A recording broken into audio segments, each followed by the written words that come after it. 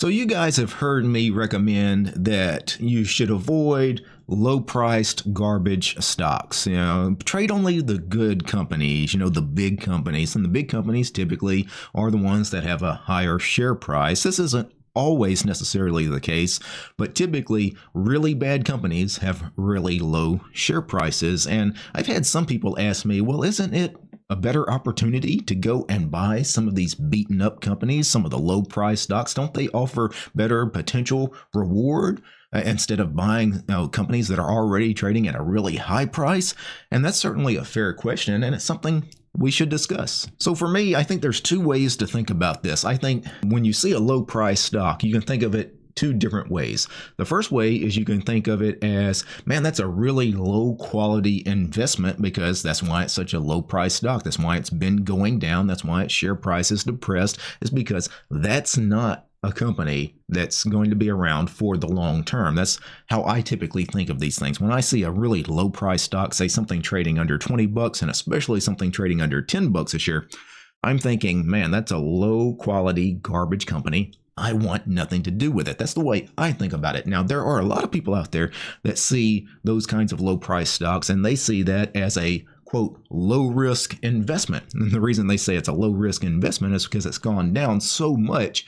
A stock can only go down to zero, right? It can only go to zero. And if it's already trading, for example, at $5 a share, well, there's only so much further it can possibly fall. Where if I go and trade a company that's trading at $500 a share, obviously I can lose in a big way on something like that if it crashes down hard and I'm holding a whole bunch of shares in ABC stock that's trading at $500 a share. So which is it? Are low price stocks low quality investments the way I think, or are they low risk investments the way some people think? Well, I think both are kind of true. I don't think that, the really beaten down stocks, I don't think they're necessarily the greatest investments. That's why I don't trade them. But I also recognize that they can be safer in some ways than the high flying stocks. They could have potentially more reward than the high flying stocks if you trade them the correct way. And the correct way is to trade them really small. I would never, ever invest a significant sum of money in a really low priced garbage company. I would much rather, if I'm going to make a big bet on something, make sure it's a good company, right? Make sure it's one of the top, 10 or 20 stocks that are trading in the S&P or the NASDAQ, right? Those are the real companies, your Amazons, your Googles, your Teslas, Nvidias, and Apples. Those are the companies everybody invests in. Why? Is because those are real companies. They're going to be around potentially for decades into the future, and they're almost certainly going to appreciate in share price. This really crappy penny stock that you just found yesterday, some weird ticker symbol that you'd never heard of until you read an article online like the day before, right? That thing is far more likely to go bankrupt in the next week than you ever making any significant money on it. So you have to trade those things small if you're going to play them. Now, I want to be fair in this argument, so I do want to play both sides of this. I want to give some arguments why low price stocks may be a good play for you. And I'm also going to give you some arguments why low price stocks are something you probably should avoid, because I don't claim to just be right on everything. I certainly have strong opinions on some of this stuff, but I'm not telling you exactly what you should do, but I will give you both sides of the argument and you decide for yourself. Let's start with the arguments for low price stocks being good trades, good investments. I think one of the biggest arguments I hear from people is that low price stocks have the potential to explode in share price, right? They have the potential for much larger percentage gains. For example, if I switch over to my trading platform, of course I use TASTYTRADE as my trading platform. Right now I'm looking at a chart of SPY, which is trading at $600 a share. SPY is not one of these underlyings that it's likely to go up, 10% in a day or 50% in a day. Certainly it's never going to, double in share price in a day, right? That's never what an index product like SPY will do.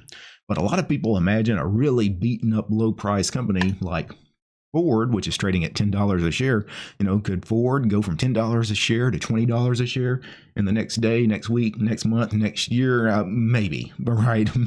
I guess it's much more possible for that to happen than on something like SPY, but is that likely? Well, if it has gotten all the way down to $10 a share, right? Obviously, the market is telling you that they don't have high hopes for this thing, or other really beaten up things like your meme stocks, like AMC is trading at like $3.50 a share. Remember this one from a few years back? Everybody was trading ChargePoint, these charging station companies like ChargePoint, which now is trading at 70 cents a share, right? Just complete garbage kind of company. And a lot of people see something that's trading at 70 cents a share and they imagine, hey, maybe in the next year, next 2 years, this thing will be trading at $100 a share and I can, make 100 times my money on this thing. Well, realistically, no. That's just not ever going to happen. But a lot of, especially new traders, they see something that's trading at such a low valuation here, 70 cents a share. They imagine, well, what if it just goes up another 70 cents a share? I double my money and it only has to go up 70 cents. 70 cents is such a small price. Well, no, 70 cents is this thing doubling its valuation, its market cap, right? Its share price, right? It has to increase 100%, right? You have to think of these things in terms of percentages, not dollar amounts. A 70-cent up move and a stock like SPY, yeah, it's a nothing move. It doesn't even matter. A 70-cent move in ChargePoint, yeah, it doubles its share price.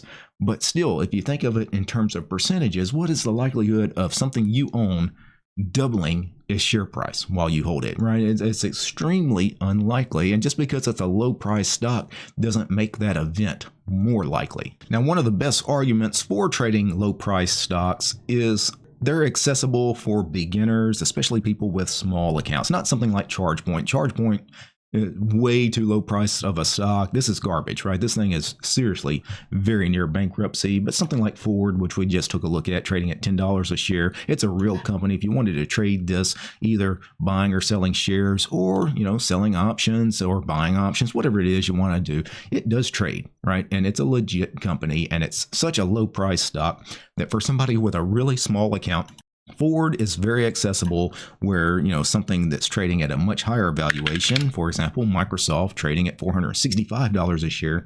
If you're a brand new trader and you just open an account with $5,000, trading Microsoft is going to be very, very difficult. One last argument why some people gravitate to trading low price stocks: if you're one of the people that buy into fundamental analysis, and I'm not a fundamental trader at all, but if you're somebody that buys into fundamental analysis, you see stocks that are trading at such low prices, you see them as being, quote, undervalued, right? Some investors, they'll look at the share price, they'll go check the fundamentals, the P/E ratio, and all of that stuff, and they try to determine if that stock is trading at a cost below where it really should be valued at. And that's typically a lot of those low price stocks. The fundamentalists will look at them and come up with a reason why they should be trading at a much higher price. Again, I don't buy into any of that, so that's not the way I trade. But some of you guys I know are into fundamentals. That may be why you gravitate to some of these beaten down companies. So those are some of the arguments for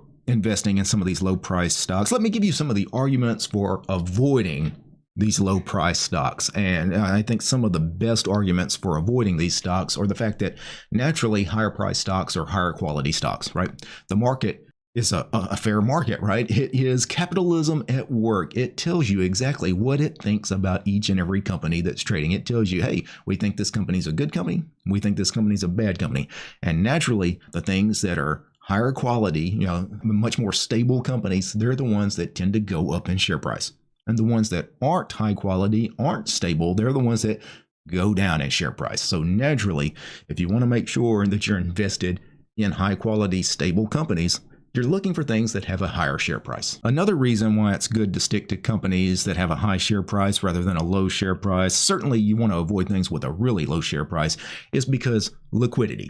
When it comes to trading, it's all about liquidity. You cannot trade and make money if you trade on a liquid products, right? So anything with a really low share price will hardly trade, right? It'll hardly trade shares of stock. And especially as options traders, there probably won't be any option markets available to you. If they are, the bid-ask spreads are going to be a mile wide. There's no way to get filled at a fair price, both on entry and exit. You're just bleeding money, right? You lose so much to slippage because of that illiquidity that there's no possible way you will ever be a profitable trader just because you're trading really illiquid markets, right? So that's probably, in my mind as an options trader, the biggest reason I avoid a lot of these low price stocks is just because the liquidity in these things is absolutely horrible. And one final reason why I like sticking to the good companies, the high price quality companies, rather than low price garbage, penny stock, meme stock kind of companies, is because those really low priced companies, they're very susceptible to manipulation. The reason is because the liquidity's so low, it's very easy for scammers and con artists to come in there and run their little pump and dump schemes or whatever it is they're doing, right? It's really susceptible to manipulation. You can see those things fluctuate wildly in price, up and down. Of course, as a trader, many people see some of these really illiquid, low price stocks make crazy moves, up 50% in a day, down 50% in a day, and they think, wow, if I could just catch a piece of that, I could make some money. Yes, you could make some money if you're on the right side of that, but you're as likely to be on the wrong side of that as the right side of that, right? So again, that's not where I want to be as a trader. I'm not trying to take wild chances in the hopes of hitting a home run. I just want to play it safe. I just want to chip away every day. I want to hit a single every day, not a home run. That's the way, as a trader, you should be thinking. Certainly, that's the way you should be thinking if you're a long-term passive investor, right? You're not trying to hit that lick. You're not trying to hit the jackpot all at once. And most of the time when you play these penny stocks and you try to play the pump and dump game where you think you're going to time both the pump and the dump on the stock, most of the time you're going to be on the wrong side of both the pump and the dump, and you're going to lose 100% of your investment. And ask me how I know. Well, I can tell you how I know, because I have been on the wrong side of that a couple of times. Many years ago, I dabbled in playing some of these, penny stock kind of companies, thinking that I could cash in on some of the crazy manipulation that goes on in those markets. And I had shares in at least a couple of companies that I watched them go all the way to zero, right? And this is not something that you ever want to do. I don't want to see you guys suffer that kind of pain. That's why I share a lot of my past stories on this. That's why I try to give you guys a little bit of this wisdom that I've gained over the years trading the markets. So there you have it, food for thought. If you'd like to support this channel, please subscribe to the channel, hit the subscribe button, also leave a like, leave a comment, and if you want to help the channel, also check out my book, The Super Wheel Option Strategy. This is available over on Amazon. You'll find a link to the book in the show description. Peace, guys.